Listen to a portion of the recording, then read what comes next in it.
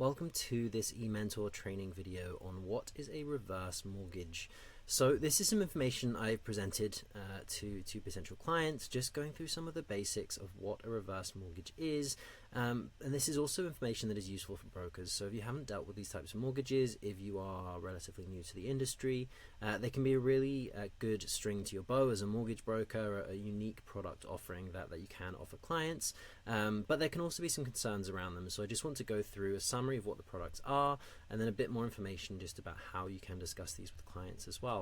So the first bit of information here is, what is a reverse mortgage? So it allows someone to access the home's equity with no monthly payments required.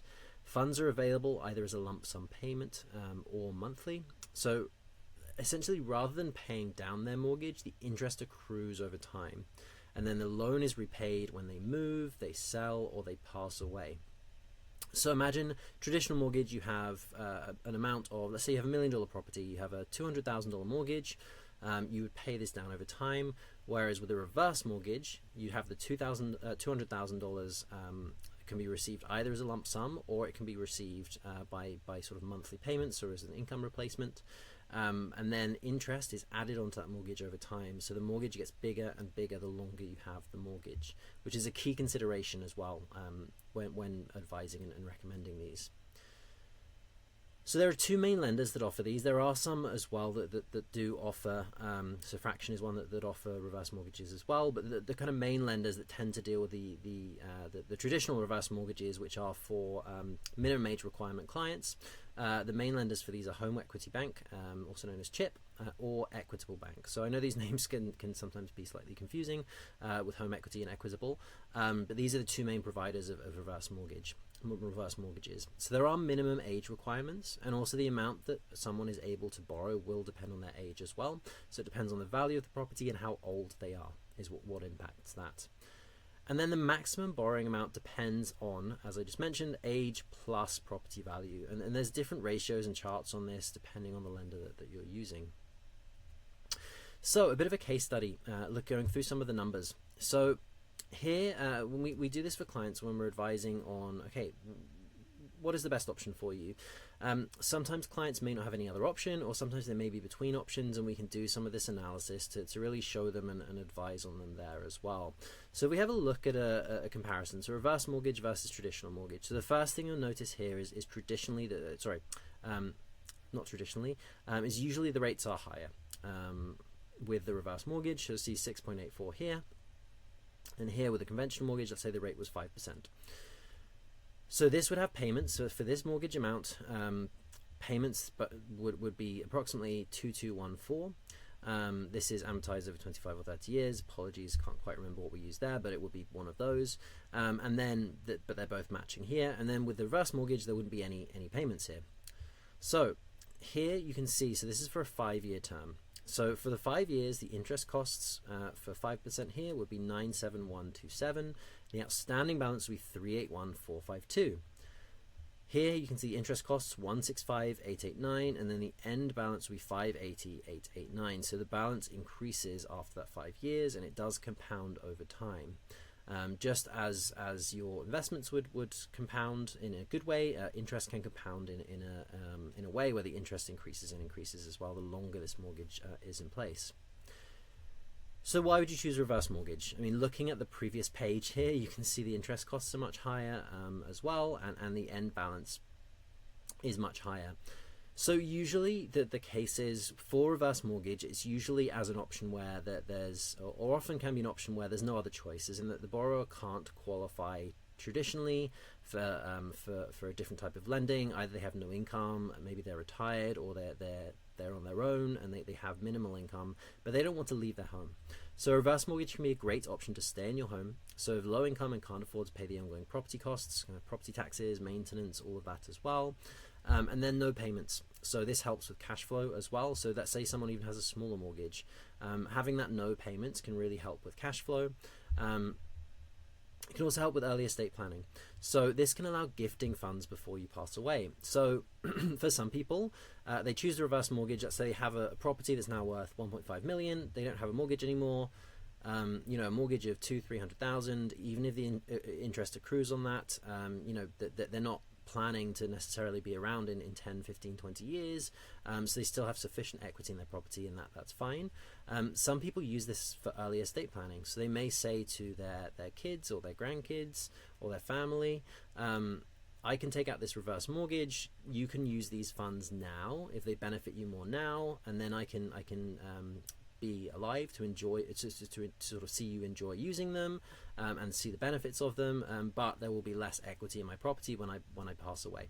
So that is also a reason for doing it as well.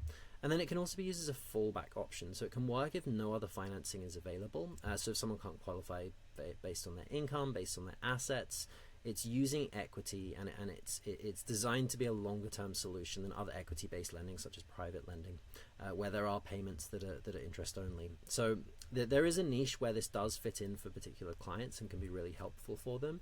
I think the key reason that we tend to see, and the key kind of main client where this is useful, is clients that are older, that don't have income anymore, but they just want to stay in their home. They don't want to be forced to leave because they can't keep up costs. And the frustration is they may not have many kind of cash assets, but they have this $1.5 million mortgage-free property, and they want to access funds through that. Or some people may even just want to enjoy their life and in their later years, and don't have the kind of asset. Maybe they want to travel, maybe they want to kind of spend more money before they pass away, and their hard-earned money in their real estate, and release that money through a reverse mortgage there as well. Another option, so instead of a reverse mortgage that may be worth considering, although it is a traditional mortgage, so there would be payments, is if clients do have assets. So if they have savings or investments above $250,000, these can be used to qualify for a traditional mortgage or a secured line of credit, as you can use these funds to qualify, depending on the source of them, to qualify above what they would qualify for traditionally as well. So there's some lenders, the banks that do this, these net worth programs. So they consider, okay, you have a lot of savings, investments. That is, then we'll let you use those because they're above a certain threshold to qualify. Now, the key thing here is if they're in retirement funds, they have to be discounted for the withholding tax. So RSPs, for example, you can only use 70% of the amount in there. And there's other criteria, but they can be really useful programs, and they're cheaper than the reverse is kind of the key thing there as well. So in summary, you're using, or clients using saving investments to qualify instead of income. Now, a couple of stats here as well. So this is just for the demographic that may be considering reverse mortgages as well.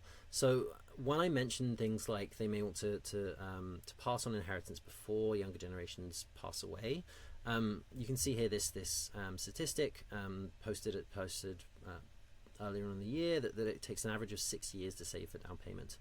With the rate of property price increases as well, you can see the real impact and the real benefit actually from being able to have those funds earlier. So even if that interest is accrued, I mean, imagine if you were able to have the down payment 5 years or 6 years before you bought, what would that property, how would property prices would have changed? Especially in the last 10-20 years in Vancouver, there is a huge benefit of being able to buy sooner, and you'd likely have a lot of equity and way more benefit than if you received that when that relative that was going to give you those funds later eventually does pass away. You can see here as well, this is another chart as well of how much it takes to buy an average home, and versus income. And I know in Vancouver and Toronto it's above this. I think it's around 14 now, so it's above 10 times the median income to afford an average home. So it is just very unaffordable. So any of these programs, and especially if you're dealing with multi-generations, and sometimes with reverse mortgages there may be concerns for younger generations that it's eating away at their inheritance as well. These are just some of the conversations you can have when talking about reverse mortgages as well. So the summary of this section as well is it helps younger generations. So it's never been harder for young people to afford real estate. Also something I'm passionate about advocating for personally as well. So some ways of helping younger generations are gifted down payment, co-signing, multifamily living, or early estate planning through things like reverse mortgages. So that's the reverse mortgage introduction, broker's guide, some of the conversations that you can have with some of these clients, how useful they can be not only for the person in the property, but if they are wanting to consider some estate planning, consider potentially gifting funds and helping their young relatives. There's even families now where we've had clients where they've had to move to be with their kids because their kids had to move out to cheaper areas. A lot of families now don't want their kids to have to leave because they can't afford it. So there are ways to access equity and help your younger generations, and this can be a good one.